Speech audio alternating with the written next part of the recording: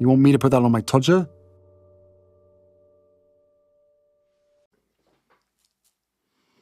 Harry's wife. Why she failed. Nobody likes failure, unless, of course, it's happening to your sworn enemy. But apart from that, nobody likes to fail at things. But for a narcissist, failure is far worse than it is for a non-narcissist. This is because, especially amongst lesser and mid-range narcissists, they have an inflated sense of their ability and their capability to achieve. They believe they're better looking than they actually are, cleverer, friendlier, warmer, more charismatic, more brilliant. They believe themselves to be colossuses, striding the world. They believe themselves to be far more effective, that they are the grand fromage, the numero uno. They fail to recognize what can be, in some instances, a huge disconnect, a massive gulf between their actual ability and what they believe it to be. You will have seen some of these individuals. They regularly appear in what I call the freak show segment of shows such as Britain's Got Talent, America's Got Talent, Pop Idol, etc. And you roundly laugh at the deluded individual and think, who the fuck did they think they were? Often, that's a narcissist. The way that their narcissism operates to compel them to seek out the prime aims causes them to believe that they're a brilliant singer, that they're a comedian who will make you laugh until your spleen falls out, when in actual fact they can't hit a note, and their humour exited the room many eons ago. Accordingly, failure then visits the narcissist, but the narcissist cannot stand that because it does not accord with the view that they have of themselves. The narcissist cannot understand how they have failed. Failure must be a stranger to their parts. Indeed, a narcissist that has failed will never accept that it's their fault. You didn't train me properly. The referee was bribed. That individual clearly didn't see my performance and was busy looking at his phone instead. That person is just inherently prejudiced against me. That judge looked at me in a funny way. You put me off. The wind wasn't blowing in the right direction. Whatever it might be, and often it might be quite preposterous, the narcissist will come up with an excuse as to why they failed. Failure wounds the narcissist. It causes the narcissist to feel a sensation of weakness, a lack of importance, and the narcissism must step in to alleviate that as quickly as possible. Harry's wife is no stranger to failure. Why? She's useless, a talent-free zone, and we've been reading quite a lot about her failures as of late, and it's time to learn more about those failures and how they will impact upon her, courtesy of Kat Rosenfeld, writing in Unheard, who states, why Harry's wife's podcast failed. In a tiny variation of the origin story of America, another British empire has crumbled within a few years of attempting to set up shop on US soil. Archwell Audio, the brainchild of Harry's wife and the artist formerly known as Prince Harry, is officially kaput on Spotify, as is the Sussex's $20 million deal to create podcasts on the platform. The CEO of a top Hollywood agency reportedly trashed the Duchess, stating, turns out Harry's wife was not a great audio talent or necessarily any kind of talent. And Spotify executive Bill Simmons ripped into the Sussexes on his own podcast, The Fucking Grifters. That's the podcast we should have launched with them, he said. I, writes Rosenfeld, for one, eagerly await the big reveal. But it's hard to imagine that whatever Harry suggested could be worse than what Archwell ultimately produced. Apart from a 33-minute holiday special released in December 2020, the couple's sole Spotify output was Archetypes, which described itself as an effort to investigate, dissect, and subvert the labels that hold women back. Having listened to it, I can confirm the above is less a mission statement than a strategy akin to the one employed by high school students looking to pad the word count. Webster's dictionary defines an archetype as a very typical example of a certain person or thing. In this essay, I will. Harry's wife appears in conversation with women who, like her, have done extremely well for themselves. The first 2 episodes feature Mariah Carey and Serena Williams, but who, like Harry's wife, can still pluck a narrative about being held back by misogyny from even the most stratospheric level of success. The Archetypes post-mortem has included damning allegations about Harry's wife's lack of involvement, laziness, sense of entitlement, lack of accountability, including that she pawned off the actual interviewing onto a producer and then recorded herself asking the questions later. Andy Cohen, host of The Real Housewives, who appeared in the final binary breaking episode, so called because, unlike previous episodes, this one had men in it, has described this as an insane rumour. From the perspective of a famous person like him, it is. It's very clear, listening to the podcast, that Harry's wife did interview her celebrity guests. It's equally clear, however, that these are the only guests she talked to. The academics, journalists, or even just less famous celebrities whose voices are included in Archetypes were apparently pre-recorded with the producer, with Harry's wife's reactions spliced in afterwards, sometimes with unintentionally hilarious results. I mean, isn't that also interesting? Harry's wife coos after a lengthy diatribe from the episode's featured professor about women and femmes and minoritized people and normative social constructs and normative social patterns. If by interesting you mean indecipherable, then yes, very. And yet, the podcast needs these voices, not only to give it the gloss of a serious exploration of its subject matter, but to counteract the substanceless quality of Harry's wife's interviews with fellow celebs.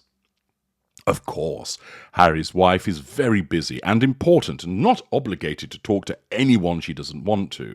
Sense of entitlement, grandiosity. Of course, she's entitled to only speak with people as famous as she is, while leaving her producers to deal with the rabble. But this is undeniably at odds, hypocrisy, with the relatable image she's been attempting to sell since Megxit. Whether it's one-on-one with Oprah or to millions of viewers on Netflix, the image of the royal princess turned humble truth-teller.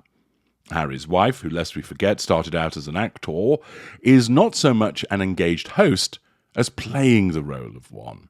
And hence, Archetypes is not so much a podcast as an incredible simulation thereof. Pausing there. The writer is accurate. Harry's wife doesn't know how to interview people. She doesn't know how to present. So what she does, thrust by her narcissism, is an attempt at simulation of it, although of course she doesn't realise that's what it is. The writer continues, "You know that saying about a stupid person's idea of a smart person? This is like that, except it's a narcissist's idea of what it would be like to be curious about other people's lives." When news broke that Harry's own favourite, albeit sadly unrealised podcast idea, was to interview Vladimir Putin and Donald Trump about their childhood trauma, was anyone surprised? At the end of the day, the Sussexes invariably circle back to the only topic either of them are interested in: themselves, self-absorption. Not that I blame them. This is, if nothing else, a solid business strategy. The relentless commitment to monetizing one's own life story is itself archetypal of the modern age, not to mention classically American. And despite the entertainment value of Bill Simmons describing the couple as grifters, this is not quite the right word for what Harry's wife is, nor for what she tried to do with her now-defunct podcast. Grifters are typically in it for the money, but the nature of the Spotify contract more or less meant she could have farted into a microphone for an hour and still get paid. But Archetypes is what she made. She chose the podcast medium. She chose this particular format. Perhaps it's worth asking why. Is it just that this type of vaguely woke social commentary is cheap and easy and ubiquitous, the lowest hanging fruit on today's cultural landscape? Or is it that in our attention economy, wading into the shallowest point in the culture wars, where the activism of the keyboard warrior meets the relatability of the lifestyle influencer, is one of the few ways left to make a name for yourself that doesn't involve reality television? Other creators, almost always women, have tried in various ways and forms to leverage this approach to content. Sometimes it works, at least for a while. Remember when Hannah Gadsby's audience scolding anti-comedy special Nanette was the most celebrated cultural product of 2018? Sometimes, as with Chelsea Handler's Netflix documentary about reckoning with her white privilege, it's an unmitigated disaster. The Rotten Tomatoes rating for Hello Privilege, It's Me Chelsea is a dismal 11%. It helps when the creator or host is willing to make it personal. And on this front, there are glimpses within archetypes of what could have been a successful product, one that interwove Harry's wife's own struggles with its broader feminist theme. The problem, in the end, is not Harry's wife's story, it's Harry's wife herself.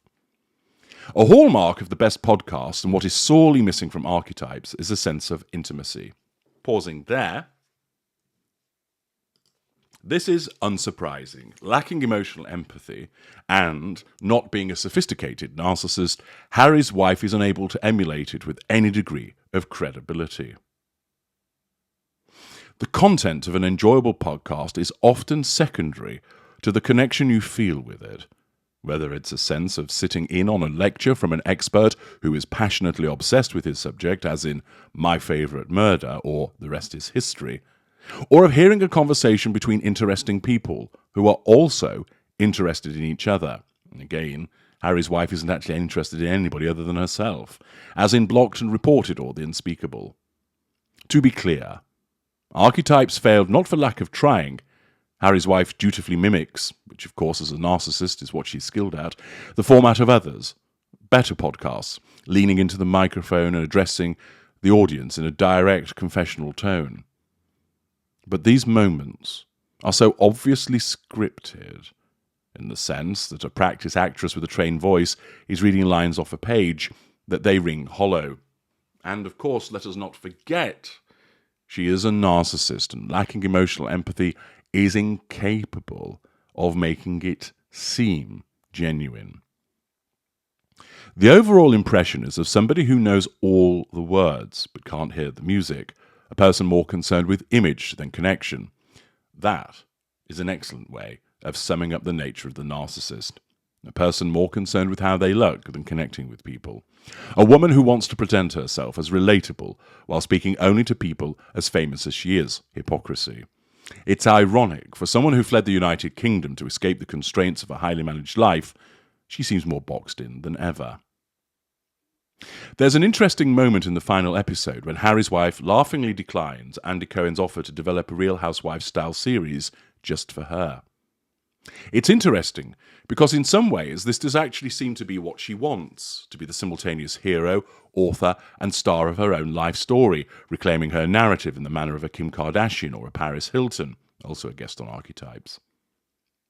But to do this, and to make it entertaining, would require ceding control of her image, and as you all know, the narcissist cannot tolerate a threat to control, and it would require being unscripted, sloppy and real in a public way that she's clearly uncomfortable with. The Real Housewives do not care what you think of them. The Sussexes clearly do. It's no surprise that Harry's wife was drawn to the idea of podcasting, the dream of a conversation over which she has total control, which, valuable viewers, as you know, that's what a narcissist needs. But for Archetypes to work, its host would have to recognize that the point of interviewing other people is to tell their stories, not to use them as a vehicle for telling and retelling your own. Again, of course, Harry's wife uses people because they're appliances. But even Harry's wife's dialogues with celebrity guests have a funny way of circling back to become all about Harry's wife herself. Her Cinderella story, her identity struggles, and her yearning to be affirmed and accepted, first by Hollywood and then by the royals. And here, though evidently without meaning to, the podcast does manage to fulfill its promise on one front. If you were looking for a 12-hour portrait of the archetypal narcissist, you could not do better than this. An excellent article touching on the many failings of Harry's wife in the podcast, and as I've picked out for you, identified by reference to her narcissism. Her narcissism got her the gig, the narcissism fucked up the gig, which is ever so typical for a mid-range narcissist such as Harry's wife. A quick jaunt below the line, Jay Bryant writes, "As fine a hit piece as I've ever read. The problem is no matter how tedious and self-absorbed the Sussexes become, they still seem to find an audience. Does that say something about them or about a significant chunk of society?" Brian Lavin disagrees, but they don't find an audience. Her podcast was cancelled. I don't really know anything about Harry's wife, Brian continues, and what's his name, but after reading this article, my first thought was that I'd like to read about what happened at Spotify, that they invested $20 million in an obvious train wreck. Who got fired? Paddy Taylor. The entire promise of her podcast was just bizarre. She wanted to invite fantastically successful female celebrity guests who clearly had vaulted over any patriarchal hurdles that might have hampered lesser women. Presumably, the idea was to demonstrate to the audience that Harry's wife sat alongside these empowered girl bosses as an inspirational feminist icon. Harry's wife, that wannabe feminist role model, though, give up your day job and marry a prince, does somewhat seem a regressive message to offer up as a feminist in 2023. Ben Jones adds, "The problem with Harry's wife, apart from her obvious narcissism, is her complete lack of a sense of humour. She's unrelatable and high-handed. She's totally swallowed her own myth, a worst-case scenario of that very, very American sense of self-belief triumphing over reality. She's a C-list actress. She got lucky. She ended up inside the British royal family, for fuck's sake. That's a rich seam of stuff to mine if she wasn't so damn humourless." Interesting observations and an excellent article that shows that her failure arose from her narcissism. I'm H.G. Tudor. Thank you for listening.